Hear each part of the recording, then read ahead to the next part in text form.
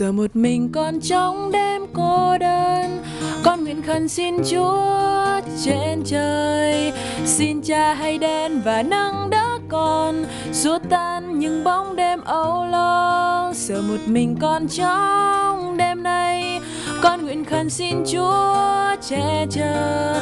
Giờ đây trong con đây những bất an lo hờn, con không biết nơi đâu là lối đi. Giờ tim con vỡ tan từ đây, lạy Chúa xin hãy bên con và xóa tan những âu lo. Để bao nhiêu nước mắt giờ đây sẽ thôi rơi, để bao nhiêu âu lo giờ đây cũng biến tan, để bao nhiêu đêm cô đơn giờ đây sẽ không còn. Là khi Chúa đến bên con, và khi Giêsu đến và cứu lấy con, Ngài đến và nâng đỡ con.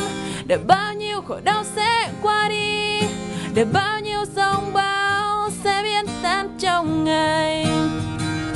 Để bao nhiêu nước mắt giờ đây sẽ thôi rơi, để bao nhiêu âu lo giờ đây cũng biến tan, để bao nhiêu đêm cô đơn giờ đây sẽ không còn. Là khi Chúa đến bên con, và khi Giêsu đến và cứu lấy con, Ngài đến và nâng đỡ con. Để bao nhiêu khổ đau sẽ qua đi, để bao nhiêu giông bão sẽ biến tan trong Ngài.